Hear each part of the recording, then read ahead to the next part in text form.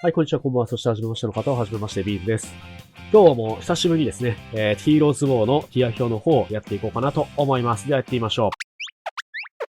前のと比べて今回のティア表はちょっとだけいじってます。まあ大して差はないんですけど、まあ見ていきましょう。はい、今回まずアイアンからですね、見ていきましょう。アイアンは今ティア3の評価とさせていただいてますが、まあティア2よりのティア3かなというふうに考えています。はい、じゃあスキルの方から見ていきましょう。まずスキル1はダメージ2回攻撃を与えて、で、自身に攻撃速度のアップの、バフをかけることが確率でできますよということで、マックスで 70% なので、まあ、若干ちょっと確率が不安かなという気はしますが、ただ、デバフではないので、自分自身にかかるバフなので、相手の抵抗とかは考えなくていいのは、まあいいかなというふうに思います。で次、スキル2ですね。で、敵に、攻撃力 44% のダメージを3回ですね。3種類だから、まあ120、130% ぐらいのダメージを与えて、さらに追加で、敵の現在ヒットポイント 10% 分の追加ダメージを与えると。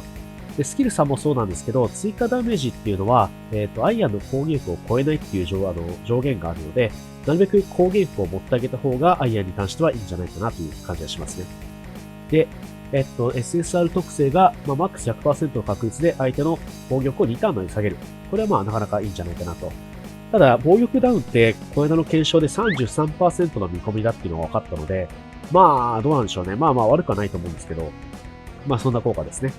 で、次、スキル3見ていきましょう。スキル3が、まあちょっと面白い効果で、自分の周囲の敵にこういう風に 54% 分のダメージを与えて、で、追加で選択した敵に 27% のダメージを与える。まあだから 100% 届かないんですよね。だから若干そのダメージの、伸び率っていうのはちょっと少ないかなっていう気がしますね。で、自分に2ターンの間、3回分のダメージ無視効果を付与するということで、このダメージ無視効果っていうのはポポとかタヌキが持ってる効果だと思うんですけど、まあこれ結構便利ですね。ダメージが、入らなくなるので、まだこいつは結構アタッカーで殴ってもいけるし、敵の攻撃をある程度はこう受け止めてくれるっていう感じなので、なんかそういったところでこう面白い立ち回りができそうな感じがしますね。で、ダメージ無視効果が消費されるために、マックス 50% の確率で、この鋼鉄波動拳ですかね。このスキル3のクールタイムを1ターンずつ短縮ということで、まあ、うまくはまれば、この鋼鉄波動拳を打ちまくれるっていう感じになるのかなという感じですね。はまれば結構強そうな感じしますね。で、レイジスキルが、敵全体の中で一番ヒットポイントが低いやつに突撃していって、190% のダメージを与えつつ、さらに敵のヒットポイントの、現在ヒットポイントの、20% 分のダメージを与える。で、これがなんだろう、敵の最大ヒットポイントっていうか、そうですね、最大ヒットポイントを見るんじゃなくて、現在ヒットポイントを見てるので、まあ、だから早いタイミングでこれ打った方が相手に与えるダメージはでかくなりやすいのかなという気もしますね。で、SSR 特性が周辺の敵に一旦の間、気絶効果を付与するという感じですね。カード特性見ていきましょう。カード特性が、ダメージ無視効果、つまりスキル3ですね。とか、あとポポの、スキルとかがかかっている時に攻撃力が 30% 上がるという感じで、まあだからこいつは基本的にはこの鋼鉄波動拳、専用装備もそうなんですけど、鋼鉄波動拳のダメージ効果、無視効果が1回追加っていう、専用武器の特性なので、まあこれも専用武器はかなりマストになってくるかなと思ってます。まあこいつの立ち回りとしては、ひたすらこの鋼鉄波動拳を使っていって、自分のダメージも倍率も上げていきつつ、自分のダメージも、無視する感じで、どんどん殴っていくっていう立ち回りが、おそらく最終的には強いんじゃないかなという気がします。で、こいつが今ちょっとティア3に下げている理由としては、まあ別に悪くはないんですけど、悪くはないんですが、ただこのスキル1とかスキル2が、まあその2回攻撃、で、こっち次は3回攻撃。で、これが単発、2回攻撃なのかな54% 分のダメージを与えて、追加で選択した敵に、だから2回攻撃なのかなっていう感じで結構その多段ではあるんですけど、トリビアで使えるかなと思いきや、トリビアだと他にその多段持ちの、いいキャラクターがいたりするので、ちょっと微妙かなっていうところと、あと、まあ、多段になっちゃってるので、やっぱその、アイザードでも若干使いにくいかなっていうところで、今ちょっと評価を下げています。あと、アリーナでもまあ別に使えなくは全然ないと思うんですけど、まあ他にもちょっと有力なキャラクターがいるのかなっていうところで、それも合わせて、アイアンは評価を今、ティア3という形にさせていただいてますが、ただ、レイドでこいつ使えるんですよね。レイドでこいつ使える週が出てくるので、だから別に育てておいて、なんらその不利益はないキャラクターかなと思ってます。はい、次、ナディンですね。ナディン見ていきましょう。ナディンに関しては、このスキル、どのスキルもそうだと思うんですけど、この普通のスキルっていうか、SSR 昇級がない状態のスキルっていうのがあんまり強くないと思うんですよね。ただ、SSR の方の昇級スキルがどれも強いと思っていて、で、どこでも使えるバフデバフだと思うんですよ。ということで、今、ティア1の評価にさせていただいてます。で、スキル1が、これは、複層的にこういう風に 42% ダメージを与えて、与えたダメージ分自分のヒットポイントを回復するという感じですね。で、SSR 特性が、マックス 70% の確率で2ターンの間防御力を下げるという感じですね。これはさっきのアイアンと同じような感じですね。で、次、スキル2ですね。スキル2が敵に突進してプッシュし、で、攻撃の 55% ダメージを与えて、さらに気絶攻撃力ってなんだ気絶攻撃力ってのはちょっとよくわかんないですけど、55% ダメージを与えて、50% の確率で一旦の間気絶効果を付与するという感じですね。この気絶させるっていうのは、ボス系には無効になっちゃうんですけど、道中とかでは使えるかなって感じですね。で、SSR 特性が敵に、マックス 100% の確率で2ターンの間攻撃速度ダウン。で、この攻撃速度ダウンっていうのがどれぐらいの下がり幅なのかはちょっとわかんないんですけど、検証もちょっと難しいんで、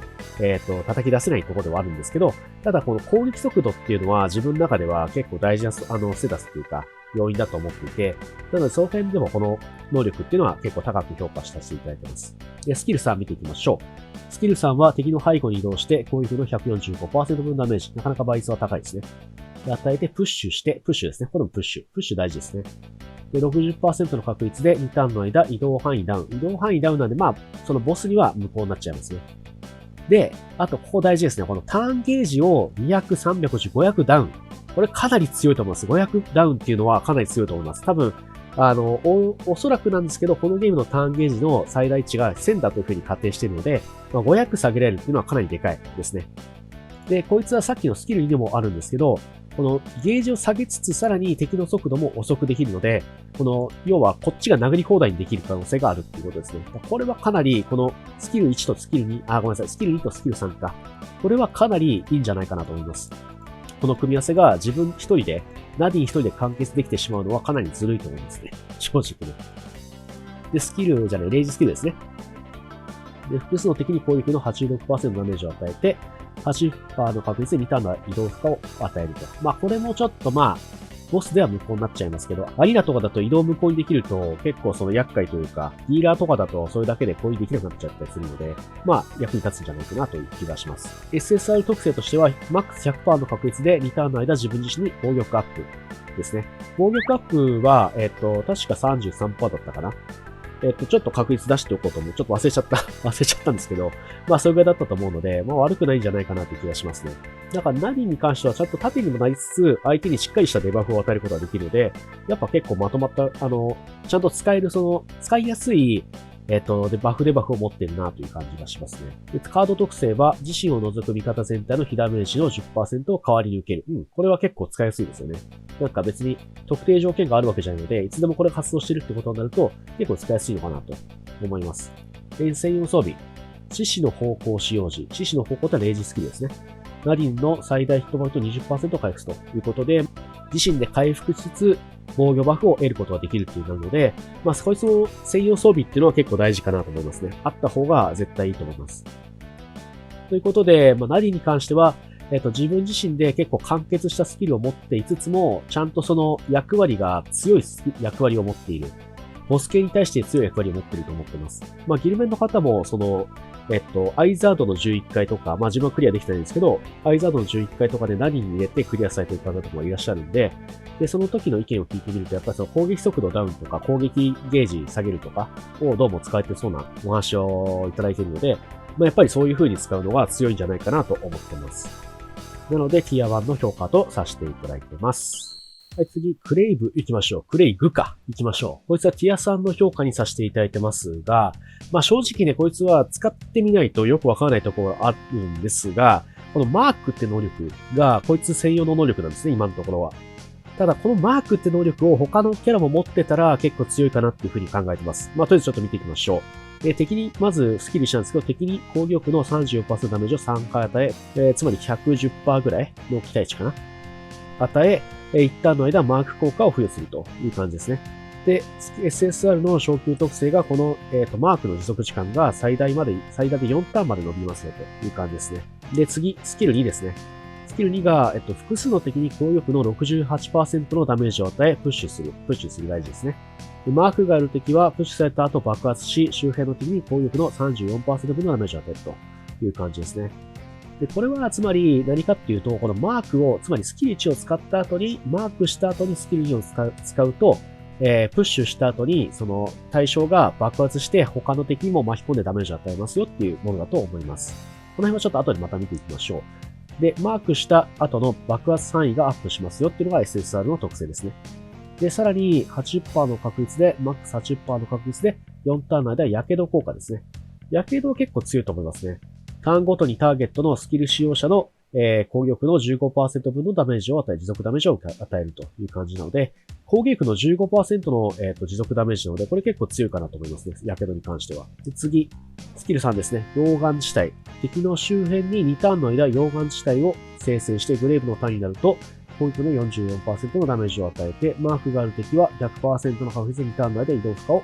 付与するという感じですね。だから、スキル1を打った後に、スキル2、もしくはスキル3の方がいいですね。で、SSR の昇級特性としては、スキル範囲がアップしますよっていう感じですね。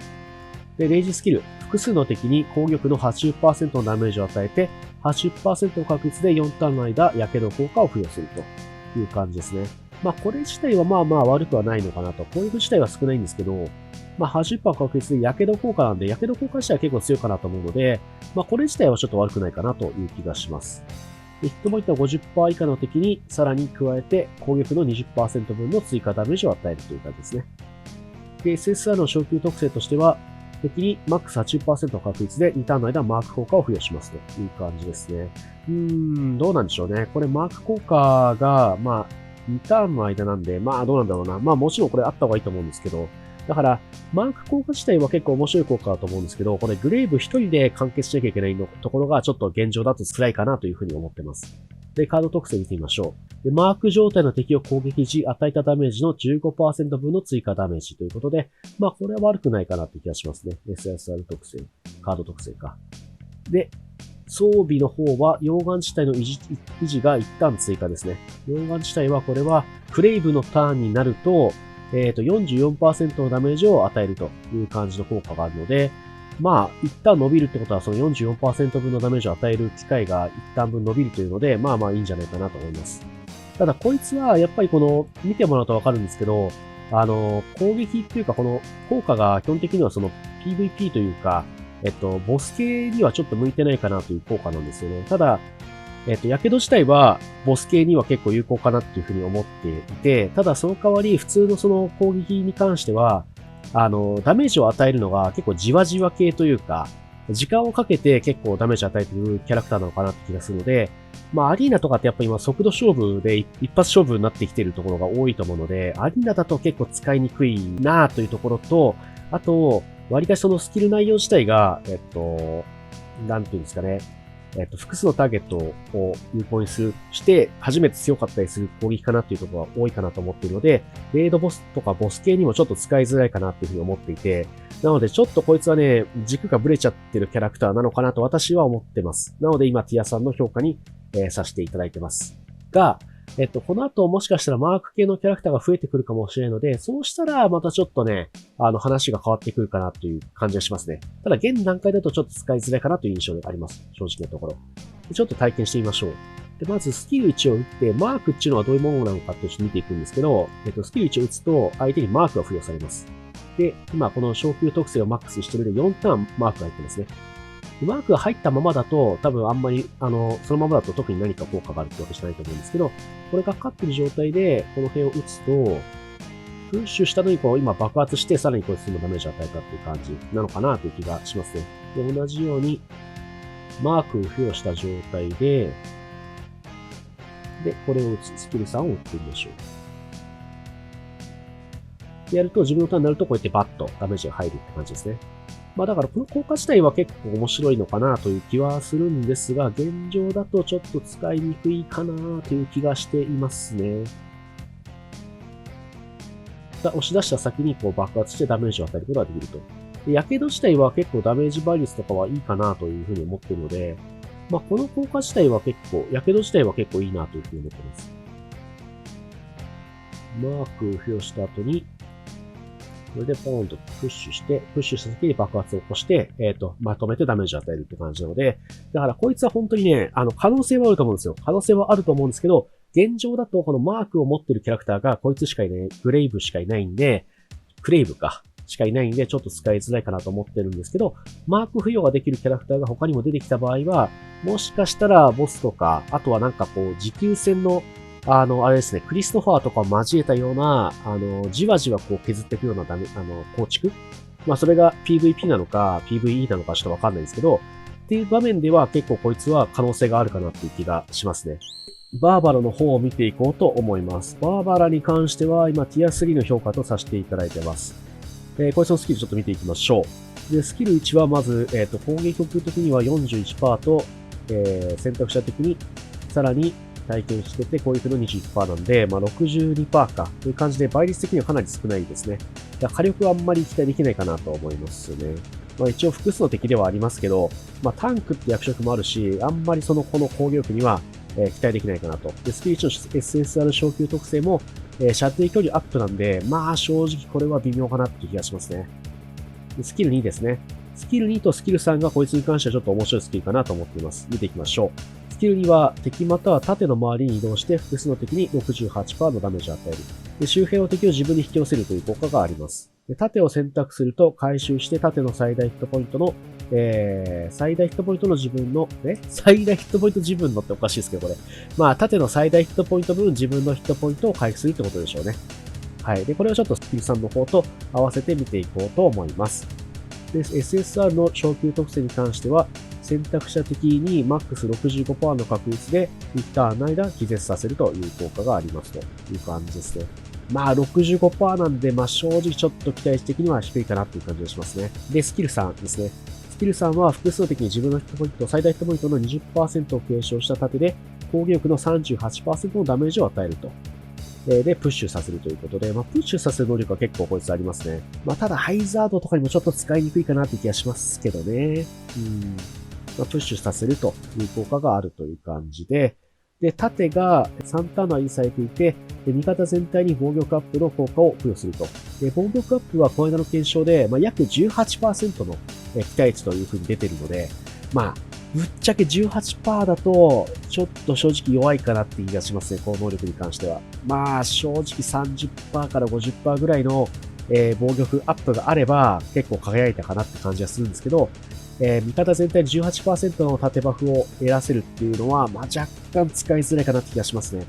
で、多分これって盾を回収したら、このバフって消える気がするので、まあちょっとここも後で見てみましょう。SSR 特性がない場合は、縦の最大ヒットポイントっていうのは 20% なんですけど、マックスで 40% まで上がりますということなので、まあ、こいつの立ち回りとしては多分このスキル2とスキル3を使って、で、縦を回収することによって、マックス 40% 火力を回復させるということができるので、まあそういった動きをするのがいいのかなって気がしますね。で、レイジスキルですね。レイジスキルに関しては、攻撃力の 110% 分のダメージを与えて、左右にプッシュさせる。これもプッシュでいきますね。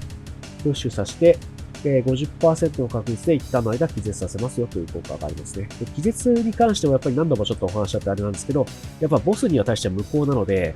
若干ちょっと使いにくいかなって感じがしますね。使うんだったらまあアリーナというか PVP なのかなって気がしますけどね。どうなんだろうな。で、カード特性見ましょう。カード特性はこれ結構いいと思います。盾を回収した時にターンゲージが300アップしますよということなので、まあ、スキル3とスキル2を使っていって、盾を選んであげれば、盾がぶっ壊されない状態で、盾を毎回回収してあげれば、ターンゲージも300伸びてきますよっていう感じになりますね。で、専用装備ですね。専用装備はジャンプ強打を盾に使用時。ジャンプ強打ってのはスキル2ですね。スキル3を打った後にスキル2を打ってあげて、盾を選んであげれば、クールタイムがリセットされますよということなので、だからこの多分ジャンプ強打のスキルタイムが、クールタイムが、まあゼロになるってことなのかなという気がしますが、ちょっと試してみましょう。じゃあまずはスキル3を打っていきましょう。ポイッと。はい、ポイッとやりました。で、チェックしたいのは、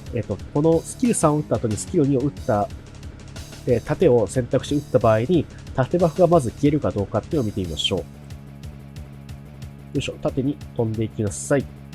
あ、やっぱ消えますね。縦バフ消えちゃうんで、まあ、どうなんだろうな。ちょっとやっぱ使いづらいんじゃないかなって気がしますね。正直ね。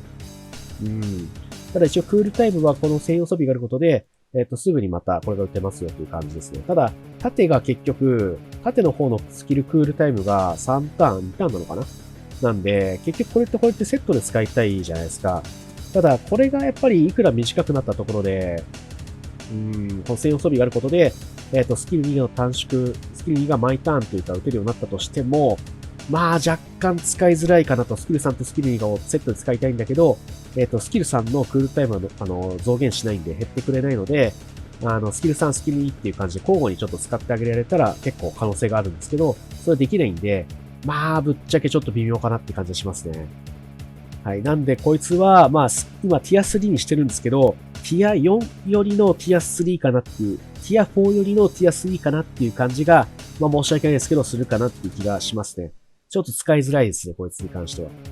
ただ、プッシュさせるって能力を結構こいつ持ってるので、まあ、この辺を使える場面がいっぱいあれば、もしかしたらワンチャン輝けるのかなっていう気はするんですけど、現状だと正直あんまり微妙かなって気が私はしています。はい、以上になります。いかがだったでしょうか。まあ、今回もちょっとね、4キャラということで短くやっちゃうんですけど、まあ、すいません。ちょっと私のね、喉があんまりよろしくないんで、今回はまた喉がよろしくないんで。いや、寒いからちょっと喉がね、やられちゃうんですよね。ということで、まあもうちょっとね、速度を上げてティア表の方はもうちょっと動画投稿できたらなと思うんですけど、まあちょっとその辺は緩く、お考えいただけたら嬉しいなと思っております。まあ、ティア表に関してもね、いろんな方の意見を伺って、なんかやっぱ仕上げていきたいなという気がしているので、ぜひぜひご意見をですね、いただけたら嬉しいなと思ってます。今回のキャラクターに関して言えば、アイアンぐらいしか自分まともに使ったことないので、なんか使ってる方で、いや、こいつはもっとこういう風に強いぞとか、ぜひ教えていただけたら嬉しいなと思ってます。はい。ということで、またね、次回もよろしければお会いしましょう。チャンネル登録、コメント、高評価などいただけると励みになります。ではまたお会いしましょう。バイバイ。